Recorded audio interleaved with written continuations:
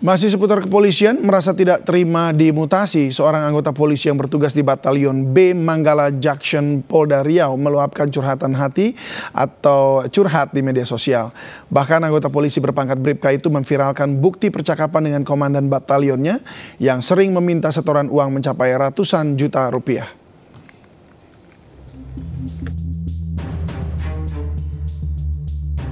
Inilah bukti percakapan WhatsApp Bribka Andri Dharma Irawan dengan Komandan Batalion B Manggala Junction Kompol Petrus Hasimamora yang diunggah di akun media sosial Instagram dan viral. Dalam percakapan tertulis sang komandan diduga sering memintai uang setoran. Anggota polisi yang bertugas di Batalion B Manggala Junction Kabupaten Rokan Hilir itu bahkan memposting bukti transferan uang dengan beragam nominal. Bribka AD berkeluh kesah kerap diminta uang oleh danyonnya sejak Oktober 2021 hingga Februari 2023 dengan nilai setoran mencapai 640 juta rupiah. Terkait curhatan setoran uang Bribka AD tersebut, pihak Bitpropam Polda Riau mengaku masih mendalaminya.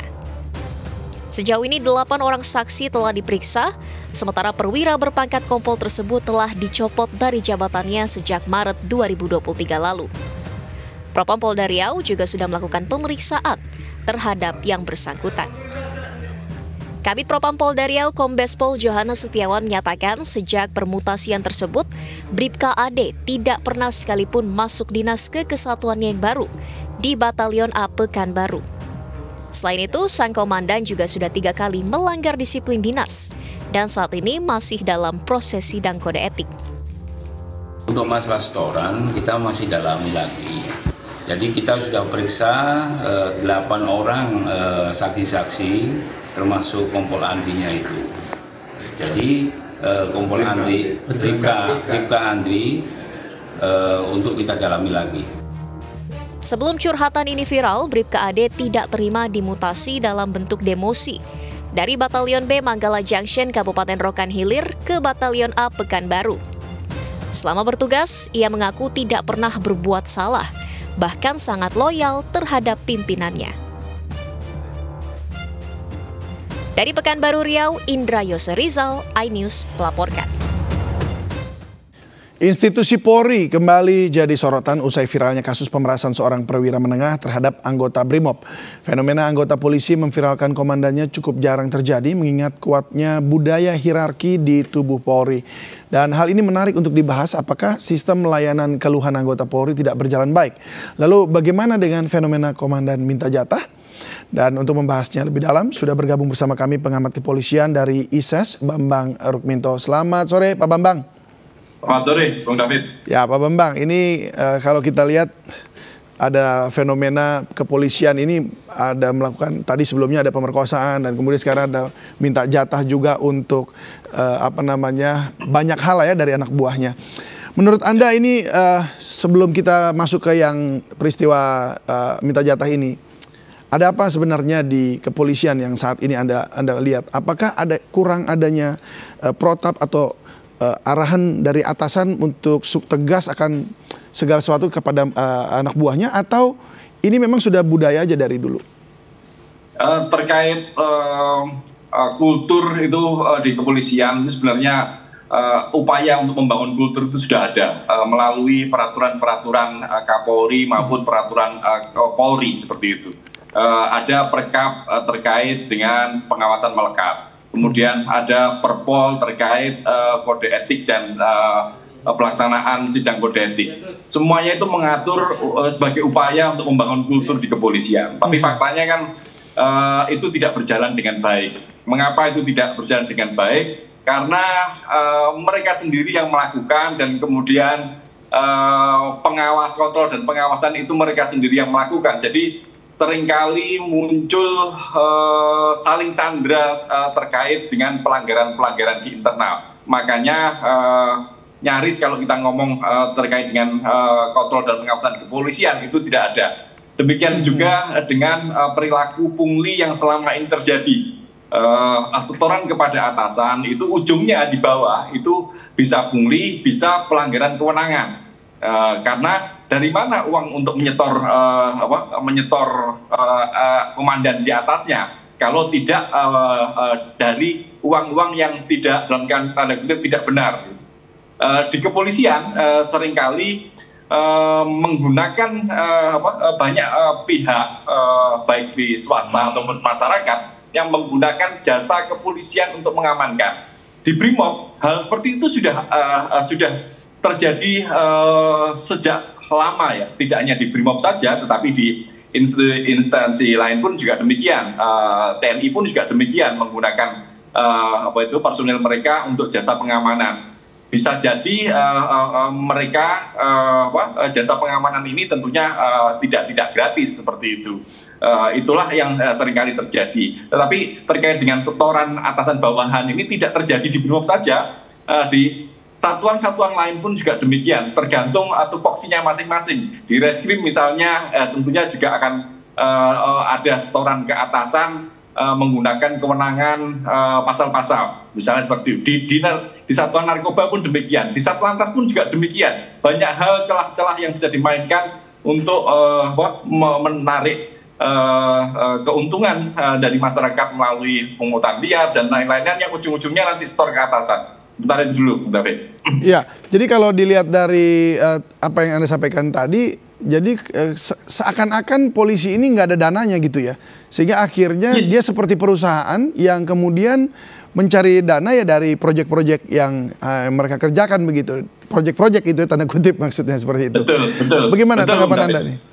Ya, kalau kita melihat ini yang memang harus dievaluasi, semoga didengarkan oleh parlemen ya maupun pemerintah terkait dengan Undang-Undang 2 tahun 2002 tentang Kepolisian Negara Republik Indonesia yang kita cintai ini gitu. Di dalam Undang-Undang 2 tahun 2002 itu nyaris tidak ada pasal yang menyebutkan terkait dengan hak budgeting lembaga negara yang bernama kepolisian ini. Hanya ada pasal yang mengatur hak budgeting Kompolnas. Ini sangat jauh sekali berbeda dengan dengan undang-undang lain yang mengatur hak budgeting kementerian dan lembaga. Di undang-undang TNI ada, di nyaris di semua kementerian dan lembaga dalam undang-undang yang mengaturnya itu ada hak budgeting. Tapi di dalam Undang-Undang 2 tahun 2002 ini tidak ada. Makanya selama ini anggaran di kepolisian itu dicantolkan diberikan dari Kementerian Keuangan melalui banggar DPR RI gitu. Menurut Anda kenapa bisa seperti itu tanpa hak budgeting atau tanpa pengucuran dana dari APBN yang memang sudah dialokasikan? Kalau TNI kan kita tahu bisa dapat berapa persen dari APBN pada tahun ini misalnya. Tapi memang kenapa Polri kok tidak seperti itu ya? Ada apa ya? Saya tidak tahu proses pembentukan Undang-Undang 2 tahun 2002 itu seperti apa. Karena pembentukan Undang-Undang 2 ini memang dulu lebih dipercepat ya. Makanya banyak hal yang longgar. Makanya kalau kita ingin mengevaluasi, melakukan reformasi kepolisian, ini kuncinya di situ itu. Anggaran kenapa salah satu kemungkinannya kenapa tidak diberikan tertulis hak budgeting di situ, karena kepolisian saat itu membutuhkan anggaran yang besar. Jadi anggarannya tidak diatur sedemikian rupa, tergantung dengan kebutuhan yang dibutuhkan oleh kepolisian dan diberikan oleh negara. Makanya seringkali terkait dengan anggaran kepolisian ini dalam tanda kutip Polri bisa main-main dengan Komisi 3 atau banggar untuk untuk memberikan anggaran terkait dengan pengeluaran yang akan dilakukan dalam setahun ini. Main-main yang Anda maksud ini bagaimana maksudnya? Main-main yang Anda maksud dengan main-main yang Anda maksud dengan Komisi 3 ini maksudnya polisi menyampaikan dalam tanda kutip bisa meminta anggaran, mereka bisa berkomunikasi sendiri tanpa ada kementerian yang mengaturnya gitu. Kewenangan Polri ini sangat besarnya di situ, makanya kontrolnya sangat lemah karena bisa melakukan terkait dengan anggaran, kemudian terkait pelaksanaan maupun pengawasannya di situ.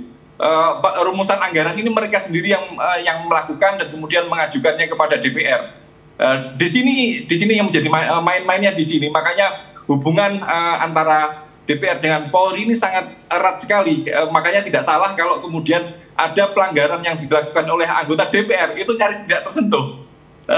Mereka saling kunci di situ, gitu. Satu sisi kepolisian membutuhkan anggaran, sisi lain DPR membutuhkan penjaga untuk mengamankan dalam tanda kutip kepentingannya seperti itu. Makanya hubungan ini tentunya tidak ideal. Makanya perlu evaluasi semua terkait dengan Undang-Undang 2 tahun 2002 ini. Seperti itu. Baik, jadi karena tidak karena tidak diatur dalam undang-undang tentang hak budgeting ini, makanya seringkali kalau kita ngomong terkait pungli di tubuh kepolisian itu susah sekali pemberantasannya karena memang negara tidak memberikan hak terkait dengan anggaran kepada kepolisian. Mereka akhirnya bisa mencari pendapatan-pendapatan di luar anggaran yang sudah diberikan negara, gitu. Melalui Kementerian Keuangan, tentunya seperti itu. Melalui kalau di secara legal ada pendapatan negara bukan pajak. Di sisi lain juga ada anggaran terkait bukan anggaran, dana hibah. Ini pungli ini ditutupi dengan dana hibah, dengan klausul dana hibah ini kemudian diolah menjadi untuk mencukupi kebutuhan Polri. Jadi makanya kalau kita ngomong untuk pemberantasan pungli di tubuh kepolisian itu sangat sulit sekali karena ruangnya sangat terbuka sekali untuk masuknya dana-dana dari luar selain yang diberikan oleh negara, seperti itu. Kalau memang demikian seperti itu, maka ya ujung-ujungnya masyarakat juga yang kena getahnya begitu ya. Artinya diminta pungli oleh pihak aparatur negara yang mungkin tadi seperti Brimob itu, ya dia harus mencari cara lain kan seperti itu kan, karena itu sudah seperti turun-temurun seperti itu. Nah lalu bagaimana seorang yang seperti Brimob, anggota Brimob yang kemudian memviralkan ini membela perkaranya, kemana dia harus pergi? Benar, ini terkait pelanggaran-pelanggaran yang dilakukan atau seseorang anggota kepolisian yang sebenarnya tidak rela melakukan pungutan liar, mau melapor kemana gitu. Dalam peraturan Kapolri 2 tahun 2022 tentang pengawasan melekat, seseorang anggota kepolisian yang diperintahkan atasannya tidak menolak perintah atasannya, itu bisa karena perintah atasannya ini melanggar norma atau melanggar aturan, itu bisa melaporkan ke atasan pemberi perintah. Dalam aturannya seperti itu. Tetapi faktanya yang tidak sederhana itu karena ada kultur hierarki tadi, atasan bawahan. Ini yang menjadi problem. Makanya mereka saat ini dalam 2 tahun ini saya mencatat banyak sekali terkait viral-viral yang dilakukan oleh anggota di media sosial. Mengapa itu terjadi? Karena mereka merasa pelayanan terkait keluhan di internal itu tidak tersalurkan. Mereka lebih milih jalan pintas dengan mengunggahnya di media sosial. Tentu ini akan mencederai atau merusak tatanan di internal karena terkait dengan pelanggaran atau apa itu seharusnya bisa diselesaikan di dalam organisasi terlebih dahulu daripada membukanya di luar. Tetapi faktanya hal itu terjadi. Satu sisi ini memang semacam pembangkangan yang dilakukan oleh anggota. Makanya Polri ini harus segera melakukan evaluasi terkait dengan saluran-saluran untuk menampung keluhan-keluhan anggota itu, seperti itu. Baik, jadi pembangkangan yang dilakukan ini ternyata juga menolak dimutasi begitu ya? Menolak dimutasi. Ya, mutasi itu sebenarnya hal yang wajar ya. Kontrak seorang anggota polisi ketika masuk dalam tapi boleh nggak menolak mutasi sebenarnya kalau di pihak kepolisian? Sebenarnya tidak boleh menolak karena kontrak anggota polisi itu menjadi anggota kepolisian negara Republik Indonesia yang wilayahnya dari Sabang sampai Merauke, ditempatkan dari manapun bisa saja gitu. Tetapi kalau ini terkait dengan demosi harusnya melalui sidang kode etik. Jadi personil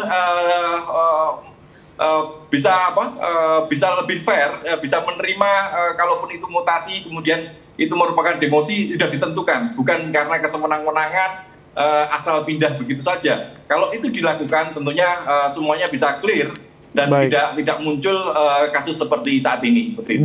Baik, terima kasih Pak Bambang Rukminto sudah berbagi bersama kami di MNC News Now. Ya, semoga ada jalan keluar juga untuk pihak kepolisian kita. Mereka juga boleh ada dananya khusus, jadi semua aturannya juga diterapkan begitu ya, berjalan lurus begitu. Baik, terima kasih Pak Bambang Rukminto sekali lagi. Selamat sore.